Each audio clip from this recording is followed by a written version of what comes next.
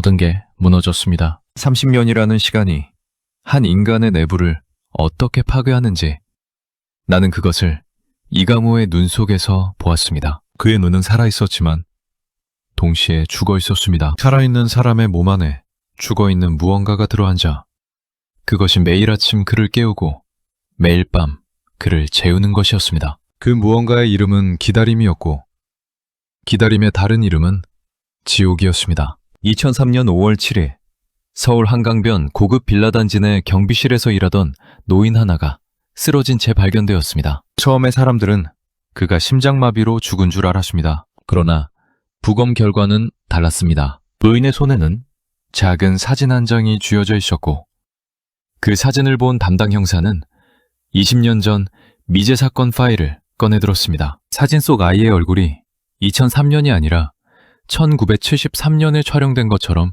보였기 때문이었습니다. 아이는 웃고 있었습니다. 그러나 그 웃음은 웃음이 아니었습니다. 그것은 살려달라는 말을 웃음의 형태로 굳혀버린 것이었습니다. 나는 이 이야기를 전하기 전에 한 가지를 먼저 말해야 합니다. 세상에는 두 종류의 고통이 있습니다. 끝이 있는 고통과 끝이 없는 고통. 끝이 있는 고통은 사람을 부수지만 결국 그 사람을 다시 세울 수도 있습니다. 그러나 끝이 없는 고통은 다릅니다. 그것은 사람을 부수고 부서진 조각들도 다시 부수고 그 가루마저 바람에 날려버립니다. 이강호가 겪은 것은 후자였습니다. 그리고 그 고통의 이름은 단순했습니다. 아들, 그 두 글자. 이강호는 대한민국에서 손가락 안에 꼽히는 재벌이었습니다. 강호그룹의 회장, 철강과 건설과 금융을 아우르는 거대한 제국의 주인. 신문에는 그의 이름이 자주 오르내렸고 그가 어떤 결정을 내리느냐에 따라 수천 명의 운명이 달라졌습니다. 그러나 그 모든 것이 있기 이전에 이강호는 한 아이의 아버지였습니다. 아들의 이름은 이준서였습니다. 1973년 9월 12일 준서가 사라진 날 아침 강호는 출근 준비를 하고 있었습니다. 그 시절 그는 아직 재벌이 아니었습니다. 중소기업을 겨우 일으켜 세우던 40대 초반의 사내였고 새벽 5시에 일어나 밤 12시에 잠자리에 드는 것이 일상이었습니다. 아내 최정희는 아침 밥상을 차리다가 준서가 학교 갈 채비를 하는 소리를 들었다고 했습니다. 책가방 지퍼를 잠그는 소리, 현관문이 열리는 소리, 그리고 닫히는 소리. 그것이 마지막이었습니다. 10살이었습니다. 준서는 그해 10살이었습니다. 정희는 12시가 넘도록 아들이 돌아오지 않자 학교에 전화를 했습니다. 담임 선생님은 그날 준서가 등교하지 않았다고 했습니다. 그 말을 들은 순간 정인의 심장이 멈추는 것 같았다고. 훗날 그녀는 떨리는 목소리로 말했습니다. 심장이 멈추는 것 같았는데 몸은 계속 움직였다고. 그것이 더 무서웠다고. 경찰에 신고가 들어갔습니다. 형사들이 왔습니다. 동네를 뒤졌습니다. 학교 주변을 뒤졌습니다. 한강변을 뒤졌습니다. 준서는 없었습니다. 사흘이 지나고 일주일이 지나고 한 달이 지났습니다. 수사는 진행되었지만 단서는 나오지 않았습니다. 목격자도 없었습니다. 납치범이 보낸 협박 편지도 없었습니다. 준서는 그냥 아침 공기 속으로 녹아든 것처럼 사라져버렸습니다. 라모는 그때부터 생지옥을 살았습니다. 낮에는 사업을 했습니다. 그래야 했습니다. 사업이 무너지면 아들을 찾을 돈도 없어지기 때문이었습니다. 그는 이를 악물고 계약서에 도장을 찍었고 회의실에서 웃음을 지었으며 거래처 사람들과 술을 마셨습니다. 그러나 밤이 되면 달랐습니다. 밤이 되면 강호는 혼자 준서의 방에 들어갔습니다. 아이가 쓰던 책상 앞에 앉아서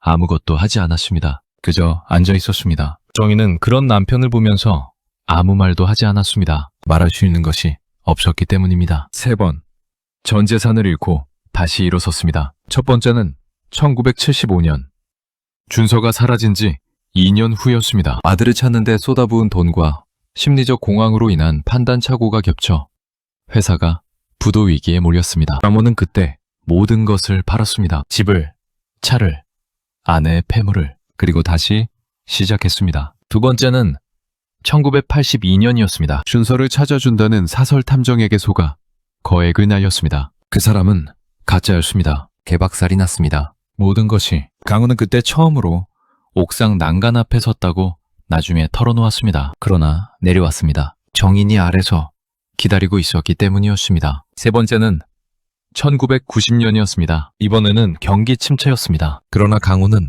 이제 무너지는 법을 알고 있었습니다. 무너지면 다시 일어서는 것도 알고 있었습니다. 30년이 흘렀습니다.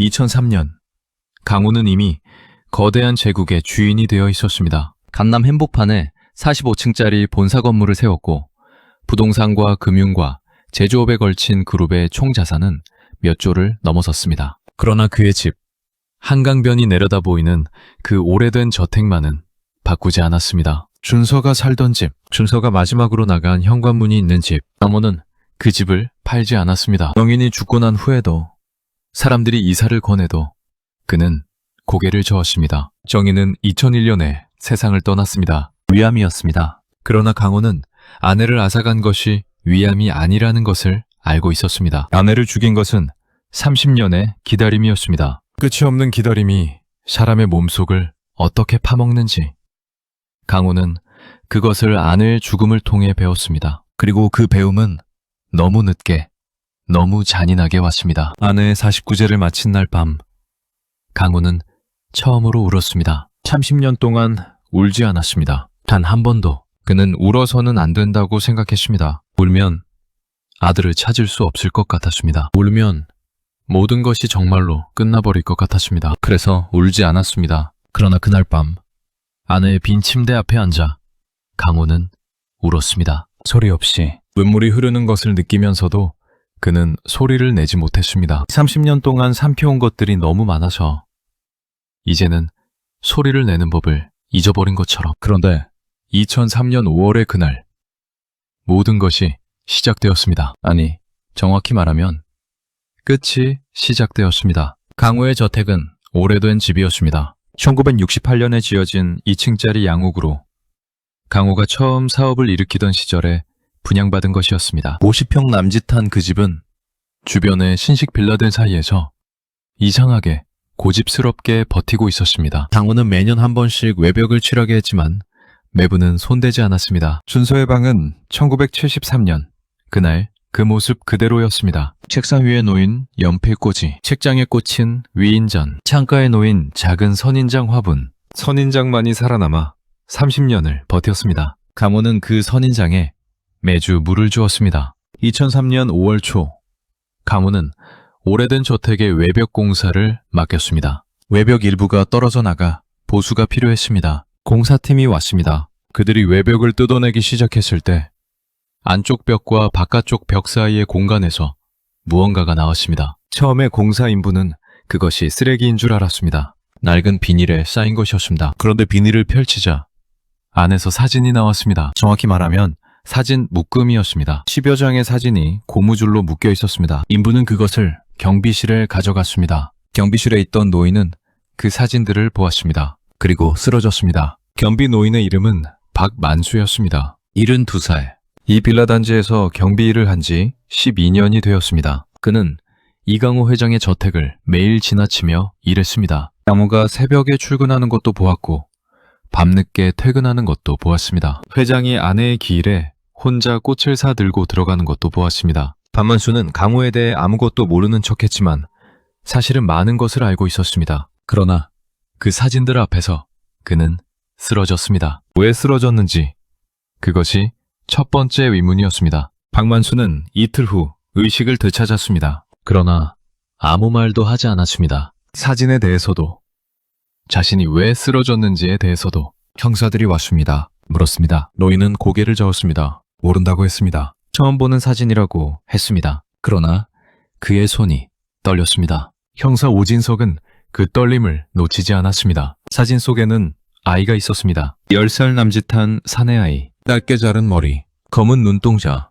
흰 셔츠를 입고 어딘가에 앉아있는 아이. 아이는 웃고 있었지만 그 웃음을 오래 들여다보면 웃음이 아니라는 것을 알 수 있었습니다. 그것은 웃으라는 말을 들어서 입꼬리를 올린 것이었습니다. 눈은 웃지 않았습니다. 눈은 무언가를 말하려 하고 있었습니다. 형사 오진석이 그 사진을 이강호에게 보여준 것은 2003년 5월 7일 오후 3시였습니다. 강호는 사진을 받아들었습니다. 그리고 아무 말도 하지 않았습니다. 30초 동안, 1분 동안, 오진석은 그 시간 동안 강호의 얼굴이 어떻게 변하는지 보았습니다. 처음에는 무표정이었습니다. 그 다음에는 뭔가를 억누르는 표정이 되었습니다. 그 다음에는 오진석이 살면서 한 번도 본 적 없는 표정이 되었습니다. 그것은 슬픔도 아니었고 기쁨도 아니었습니다. 그것은 30년이 한꺼번에 쏟아져 내리는 것이었습니다. 이게 준서입니까?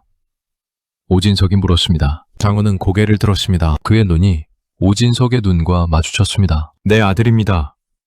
강호가 말했습니다. 목소리는 조용했습니다. 그러나 그 조용함 안에 30년이 들어 있었습니다. 어떻게 이 사진이 우리 집 벽 안에 있었을까요? 그것이 질문이었습니다. 그리고 그 질문은 단순히 사진의 출처를 묻는 것이 아니었습니다. 그것은 30년 동안 아무도 건드리지 않았던 문을 여는 열쇠였습니다. 그 문 너머에 무엇이 있는지 아직 아무도 알지 못했습니다. 강호도, 오진석도, 심지어 쓰러진 박만수도. 그러나 문은 열리고 있었습니다. 오진석은 23년 경력의 형사였습니다. 그 세월 동안 많은 사건을 보았습니다. 살인도 보았고, 유괴도 보았고, 속임수와 배신과 탐욕이 만들어내는 끔찍한 결과물들도 보았습니다. 그러나 이 사건은 달랐습니다. 처음부터 달랐습니다. 사진을 보여주었을 때 강호의 표정에서, 박만수가 쓰러진 방식에서, 그리고 사진이 발견된 장소,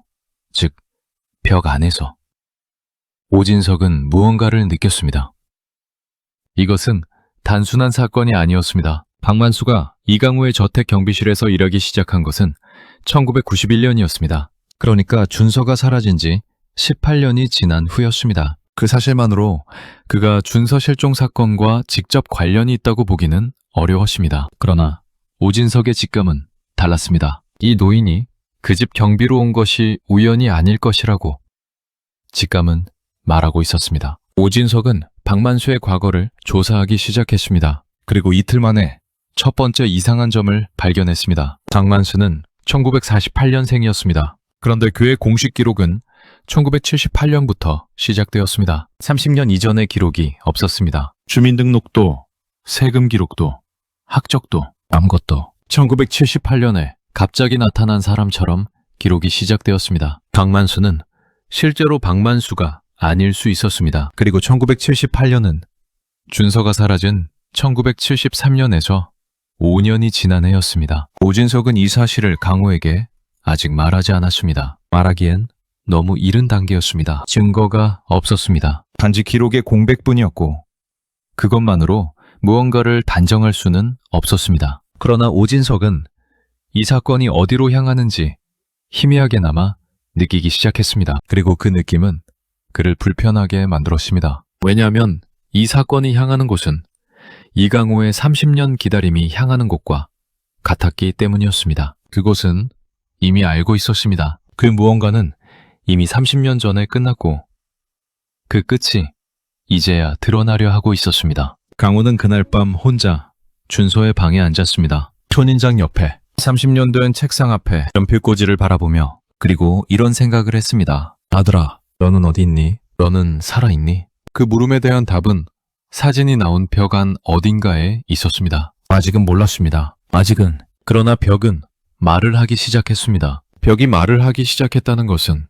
사실 벽만이 아니었습니다. 이강호의 저택 전체가 말을 하기 시작했습니다. 30년 동안 침묵을 지켜온 집이 이제 더 이상 침묵할 수 없다는 듯 조금씩 입을 열었습니다. 외벽 공사가 계속되면서 인부들은 두 번째 이상한 것을 발견했습니다. 지하실 입구 근처 바닥 아래 낡은 나무마루 밑에 작은 공간이 있었습니다. 그 공간은 설계도에 없었습니다. 건축 당시 어떤 이유로 만들어진 것인지 알 수 없었습니다. 그 안에는 아무것도 없었습니다. 그러나 아무것도 없다는 것이 오히려 이상했습니다. 누군가 그것을 비워놓은 것처럼 깨끗하게, 의도적으로. 오진석은 그 공간을 보면서 오래 서 있었습니다. 형사로 살아온 23년 동안 그는 빈 공간이 때로 가득 찬 공간보다 더 많은 것을 말한다는 것을 알고 있었습니다. 무언가가 있었다는 흔적, 무언가를 숨겼다는 흔적, 그리고 그 무언가를 나중에 가져갔다는 흔적. 이 빈 공간은 그 세 가지를 동시에 말하고 있었습니다. 누가 이 집을 설계했는가? 오진석은 1968년 이 집의 건축 허가 서류를 찾기 시작했습니다. 서울시 기록보관소를 뒤졌습니다. 서류는 있었습니다. 저 계좌의 이름도 있었습니다. 박동일. 그리고 그 이름 옆에 적힌 사무소 주소는 지금은 존재하지 않는 골목에 있었습니다. 오진석은 박동일이라는 이름을 다른 기록에서도 찾아보았습니다. 그리고 발견했습니다. 박동일, 1920년생, 건축가. 1975년 사망. 사망 원인은 익사였습니다. 한강에서 발견되었습니다. 타살 혐의가 있었으나 증거 불충분으로 자살로 처리되었습니다. 준서가 사라진 지 2년 후였습니다. 오진석은 이 연결고리가 우연일 수도 있다는 것을 알고 있었습니다. 그러나 그의 직감은 이미 다른 방향을 가리키고 있었습니다. 건축가 박동일, 경비노인 박만수, 두 사람의 성이 같았습니다. 그리고 박만수의 기록이 박동일이 사망한 1975년으로부터 3년 후에 시작되었습니다. 아버지와 아들, 아직 확인되지 않은 가설이었습니다. 그러나 오진석의 심장은 이미 빠르게 뛰고 있었습니다. 한편 강호는 다른 방향에서 진실을 향해 걸어가고 있었습니다. 사진이 발견된 이후 강호는 잠을 자지 않았습니다. 아니, 정확하게 말하면 잠을 잘 수가 없었습니다. 30년 동안 그의 잠은 항상 얕았습니다. 아들의 꿈을 꾸었습니다. 때로는 준서가 웃으며 달려오는 꿈을, 때로는 준서가 어두운 곳에서 아버지를 부르는 꿈을 꾸었습니다. 꿈속의 준서는 항상 10살이었습니다. 시간이 흘러도 꿈속에서만은 아이가 자라지 않았습니다. 강호는 그것이 가장 힘들었습니다. 살아있다면 이미 40살이 되었을 아들이 꿈속에서는 영원히 10살로 남아있다는 것이. 그런데 사진 속 아이가 10살이었습니다. 사진은 총 12장이었습니다. 국립과학수사연구원의 감정 결과 사진이 촬영된 것은 1973년에서 1974년 사이로 추정되었습니다. 준서가 사라진 해와 그 다음 해였습니다. 촬영 장소는 실내였습니다. 배경에 보이는 벽지 무늬와 가구 형태를 분석한 결과 서울 또는 서울 근교의 민가로 판단되었습니다. 12장의 사진 속에서 아이의 표정은 조금씩 달랐습니다. 처음 몇 장에서 아이는 울어 있었습니다. 눈이 부어 있었고 뺨에 눈물 자국이 있었습니다. 중간 장들에서 아이는 멍한 표정이었습니다. 무언가에 지쳐버린 것 같은, 저항을 포기한 것 같은 얼굴이었습니다. 그리고 마지막 몇 장에서 아이는 억지로 웃고 있었습니다. 누군가가 웃으라고 했을 것이었습니다. 웃지 않으면 어떻게 한다고 했을 것이었습니다. 가모는 그 12장을 순서대로 놓고 오래 바라보았습니다. 30년 동안 아들의 사진이라고는 실종 당시 학교에서 찍은 사진 한 장뿐이었습니다. 그런데 이제 12장이 생겼습니다. 가모는 손가락으로 사진의 테두리를 조심스럽게 만졌습니다. 이 사진을 찍은 사람의 손도 여기 닿았을 것이었습니다. 그 손이 어떤 손인지, 그 손의 주인이 누구인지 강호는 알고 싶었습니다. 알아야만 했습니다. 그러나 그보다 먼저 강호는 한 가지를 확인해야 했습니다. 아들이 살아있는가? 사진이 1973년에서 1974년에 찍혔다면 그 이후의 이야기는 사진에 없었습니다. 준서는 그 이후에 어떻게 되었는가? 살아서 어딘가에 있는가? 아니면 이미 30년 전에? 강호는 그 생각이 머릿속에 들어오는 순간 눈을 감았습니다. 눈을 감으면 어둠이 왔습니다. 어둠 속에서 준서의 웃음이 보였습니다. 억지 웃음이 아닌 진짜 웃음이었습니다. 10살 아이가 아버지를 보며 웃는 그 웃음이었습니다. 강호는 그 웃음을 붙잡으려 했습니다. 손을 뻗었습니다. 그러나 어둠 속의 웃음은 항상 손이 닿기 직전에 사라졌습니다. 오진석이 강호를 찾아온 것은 사진이 발견된 지 열흘이 지난 날이었습니다. 형사는 조심스러운 얼굴을 하고 있었습니다. 강호는 그 표정에서 무언가를 느꼈습니다. 좋은 소식이 아닐 것이었습니다. 그러나 나쁜 소식도 아닐 수 있었습니다. 그것은 복잡한 소식이었습니다. 사람을 더 복잡한 곳으로 데려가는 종류의 소식이었습니다. 회장님, 오진석이 말했습니다. 박만수 씨의 본명을 알아냈습니다. 강호는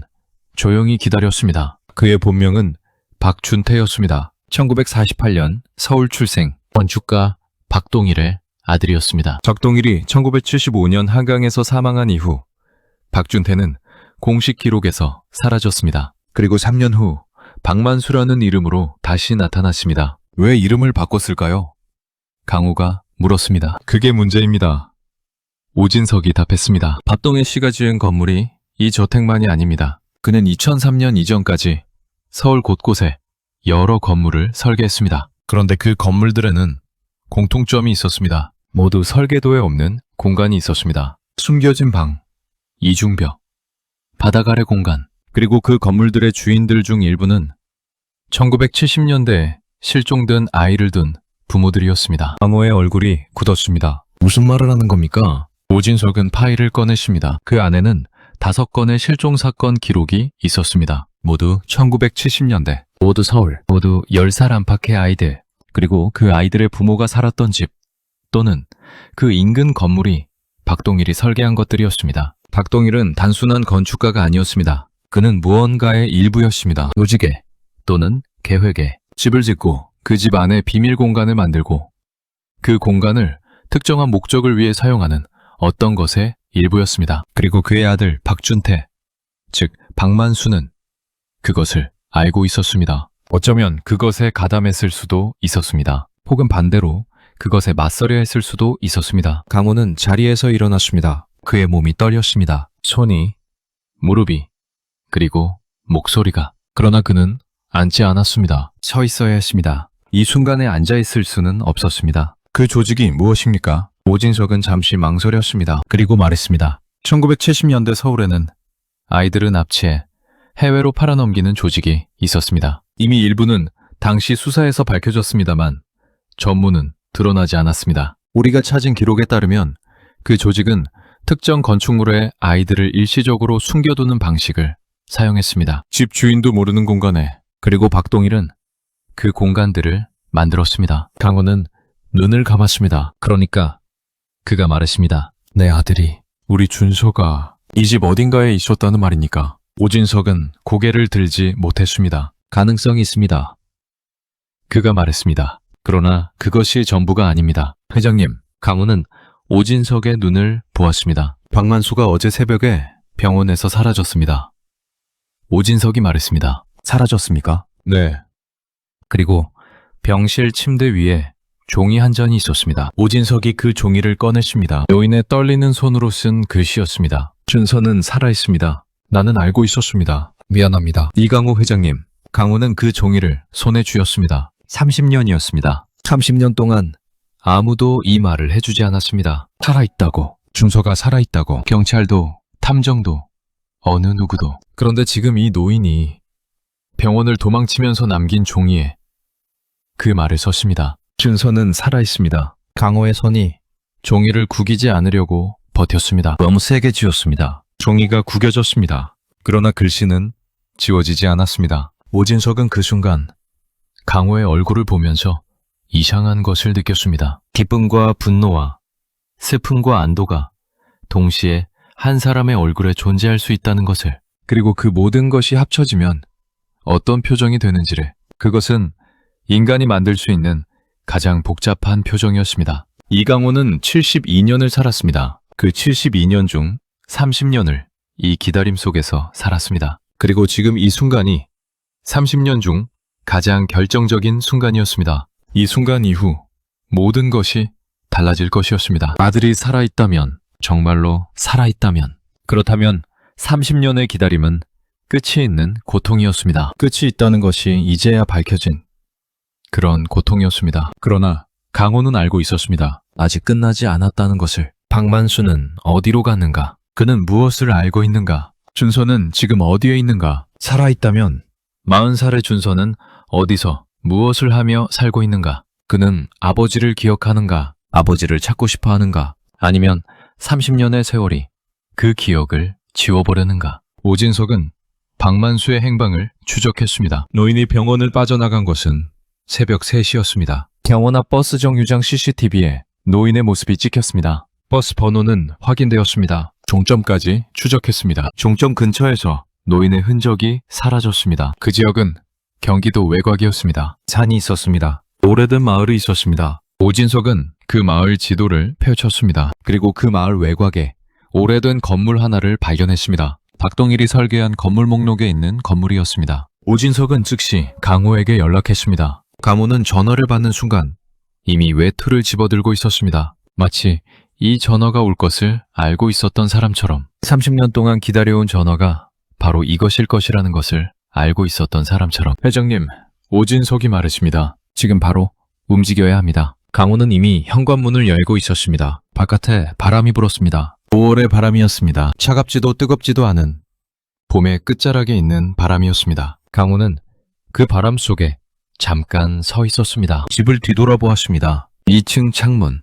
준서의 방, 불이 꺼진 창문이었습니다. 기다려라.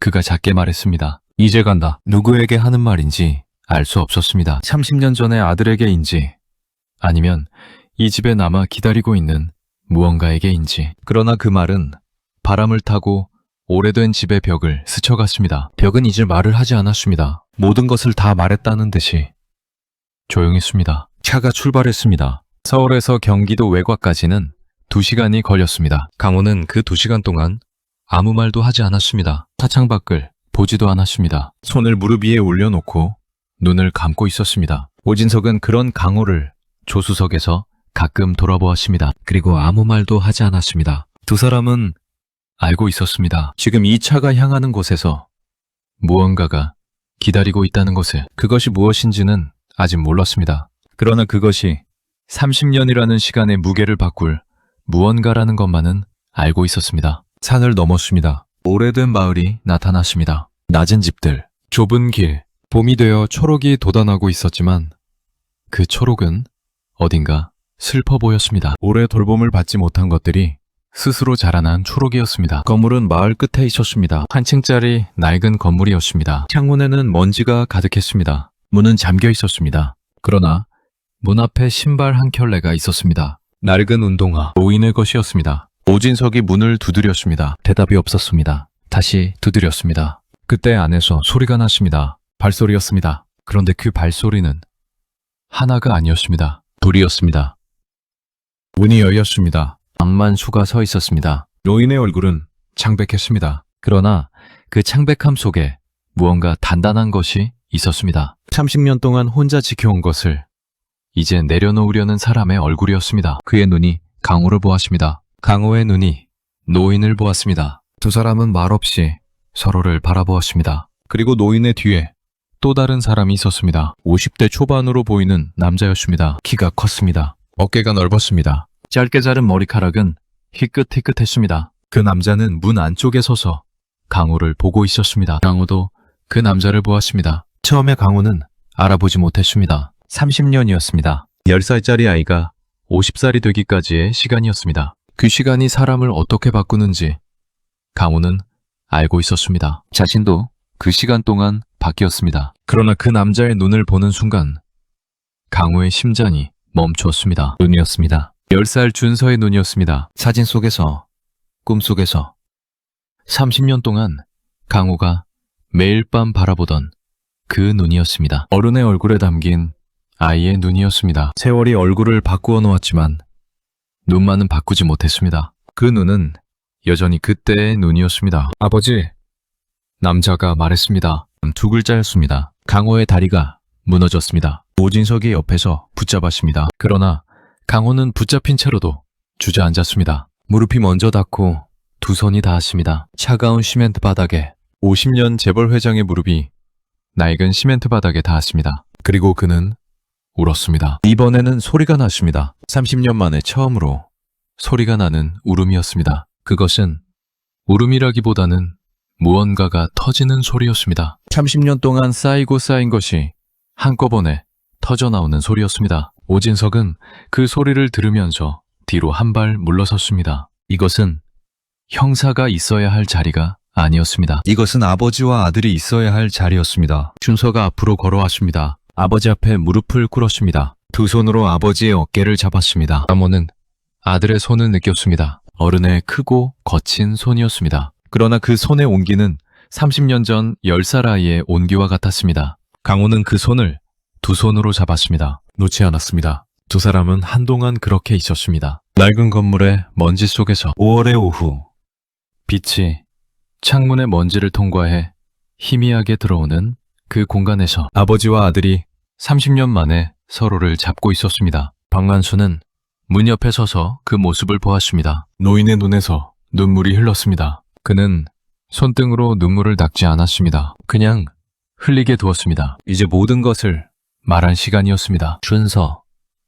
즉, 이제는 다른 이름으로 30년을 살아온 그 남자의 이름은 공식적으로 김준혁이었습니다. 그는 강원도 깊은 산골 마을에서 자랐습니다. 양부모의 손에서 양부모는 그에게 친부모에 대해 아무것도 말하지 않았습니다. 그저 태어날 때부터 고아였다고 했습니다. 준서는, 아니 준혁은 그것을 믿었습니다. 어린 시절의 기억은 흐릿했습니다. 겨울의 기억, 아버지의 기억, 어머니의 기억이 꿈처럼 가끔 떠올랐지만 그는 그것이 진짜 기억인지 아닌지 알 수 없었습니다. 그가 진실을 알게 된 것은 42년 살아온 끝에서였습니다.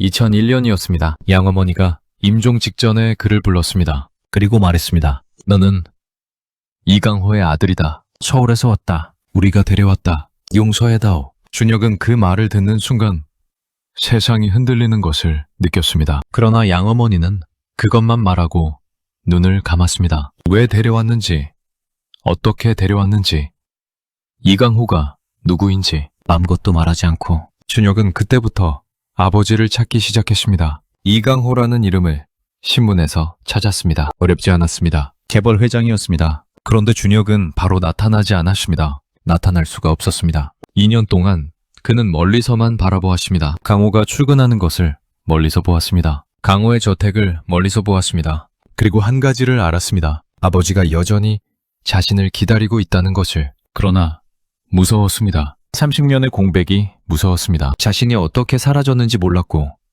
왜 사라졌는지 몰랐고, 그 사이에 무슨 일이 있었는지 몰랐습니다. 나타났다가 만약 진실이 더 끔찍한 것이라면, 아버지가 자신을 원하지 않는다면, 30년이 만들어 놓은 거리가 너무 크다면, 그 두려움 속에서 준혁은 박만수를 찾아냈습니다. 어떻게 찾았는가? 그것은 이렇습니다. 양어머니가 임종 전에 남긴 물건이 있었습니다. 낡은 봉투였습니다. 그 안에 편지 한 장이 있었습니다. 편지를 쓴 사람의 이름은 박동일이었습니다. 1974년에 쓴 편지였습니다. 편지의 내용은 이러했습니다. 이 아이를 부탁합니다. 이 아이는 죄가 없습니다. 나는 죄가 있습니다. 그러나 이 아이만은 살려야 합니다. 조직이 이 아이를 해외로 팔려 합니다. 나는 막을 수 없었습니다. 단지 이렇게 할 수밖에 없었습니다. 언젠가 이 아이가 자신의 뿌리를 찾을 수 있기를 바랍니다. 아버지의 이름은 이강호입니다. 어머니의 이름은 최정인입니다. 서울 한강변에 삽니다. 기억해 주십시오. 박동일은 준서를 살린 사람이었습니다. 진실은 이러했습니다. 박동일은 오랫동안 그 조직에 협력했습니다. 집을 짓고 비밀 공간을 만들었습니다. 그는 알고 있었습니다. 그 공간이 무엇을 위한 것인지. 그러나 그는 두려웠습니다. 조직은 강했고 그는 약했습니다. 그래서 침묵했습니다. 그런데 1973년 가을, 강호의 집 벽 안에 이강호의 아들이 숨겨지던 날 밤, 박동일은 그 아이의 얼굴을 보았습니다. 10살짜리 아이가 어두운 공간 안에서 벌벌 떨고 있었습니다. 울지도 못하고 소리도 못 내고 그냥 떨기만 하면서 박동일을 보고 있었습니다. 그 눈이 박동일을 바꾸었습니다. 그는 그날 밤 결심했습니다. 이 아이만은 살린다고. 조직에 맞설 힘은 없었지만 이 한 가지만은 할 수 있었습니다. 그는 몰래 준서를 그 공간에서 꺼냈습니다. 자신이 아는 부부에게 데려갔습니다. 강원도 산골의 조용한 부부에게. 그리고 그들에게 편지와 함께 아이를 맡겼습니다. 조직은 나중에 알았습니다. 박동일이 아이를 빼돌렸다는 것을. 그리고 1975년 박동일은 한강에서 발견되었습니다. 그의 아들 박준태는 17살이었습니다. 아버지가 왜 죽었는지 박준태는 알고 있었습니다. 아버지가 무슨 일을 했는지도 어느 정도 알고 있었습니다. 그리고 아버지가 마지막에 한 일도 알고 있었습니다. 어린 나이에 그것을 다 알았을 때 박준태는 무너질 수도 있었습니다. 그러나 그는 무너지지 않았습니다. 대신 결심했습니다. 언젠가 그 아이를 아버지에게 돌려보내겠다고. 그것이 28년이 걸렸습니다. 조직을 피해 이름을 바꾸고 박만수가 되어 살면서 그는 기회를 기다렸습니다. 조직이 1980년대 후반에 무너진 것을 확인했습니다. 핵심 인물들이 죽거나 잡혔습니다. 이제 위험은 없었습니다. 그러나 그는 여전히 나서지 않았습니다. 어떻게 나서야 할지 몰랐습니다. 그러다 이강호의 저택 경비 자리가 났습니다. 1991년이었습니다. 박만수는 그 자리를 택했습니다. 아무의 집. 가까이 있고 싶었습니다. 그 집을 지키고 싶었습니다. 그리고 언젠가 용기를 내어 말할 날을 기다렸습니다. 그러나 12년이 흘렀습니다. 용기는 오지 않았습니다. 정인 여사가 세상을 떠나는 것을 보았습니다. 강호 혼자 남겨지는 것을 보았습니다. 그러면서도 말하지 못했습니다. 그리고 공사 인부가 벽에서 사진을 꺼냈을 때 모든 것이 한꺼번에 쏟아져 나왔습니다. 그 사진들은 박동일이 증거로 남긴 것이었습니다. 조직의 증거, 자신이 한 일의 증거, 그리고 자신이 마지막에 바꾼 것의 증거. 박동일은 벽 안에 사진을 숨기면서 생각했을 것입니다. 언젠가 이 벽이 열리는 날 모든 것이 밝혀질 것이라고. 그날이 30년이 지나왔습니다. 박만수는 사진을 보는 순간 모든 것을 알았습니다. 이제 더 이상 기다릴 수 없다는 것을. 그러나 두려움이 먼저 왔습니다. 그래서 쓰러졌습니다. 몸이 먼저 반응했습니다. 말을 하기 전에 몸이 쓰러졌습니다. 그리고 병원에서 눈을 떴을 때 그는 결심했습니다. 이번에는 말한다고. 그래서 준혁을 불렀습니다. 2년 동안 멀리서만 아버지를 바라보던 준혁에게 연락했습니다. 서로의 존재를 알고 있었습니다. 오래전부터 준혁이 박만수를 찾아왔을 때 두 사람은 처음 만났고 그때부터 서로 알고 있었습니다. 그러나 두 사람 모두 나서지 못했습니다. 준혁은 아버지가 두려웠고 박만수는 자신의 과거가 두려웠습니다. 이제 두려움보다 시간이 더 무서워졌습니다. 어머는 그 모든 이야기를 들었습니다. 아들의 입에서, 노인의 입에서 번갈아가며 때로는 노인이 말하고 때로는 아들이 말했습니다. 강호는 듣는 동안 한 번도 말을 끊지 않았습니다. 그저 들었습니다. 눈을 감지도 않았습니다. 아들의 얼굴을 보면서 들었습니다. 50살이 된 아들의 얼굴을, 주름이 생기고 머리가 휘어진 아들의 얼굴을. 이야기가 끝났을 때 방 안은 조용했습니다. 오진석은 구석에 앉아서 조용히 메모를 하다가 펜을 내려놓았습니다. 강호는 한참 후에 입을 열었습니다. 박만수 씨, 그가 말했습니다. 당신의 아버지가 우리 아이를 살렸군요. 노인이 고개를 숙였습니다. 아버지가 죽었습니다. 노인이 말했습니다. 죄를 지었지만 마지막에는 바로 잡으려 했습니다. 그러나 너무 늦었습니다. 저는 아버지를 용서했습니다. 그러나 회장님께는 용서를 빌어야 합니다. 제가 진작 말씀드렸어야 했습니다. 12년 동안 옆에 있으면서도 말하지 못했습니다. 죄송합니다. 아모는 천천히 고개를 저었습니다. 당신이 28년을 기다려주었기 때문에 지금 이 자리가 있습니다.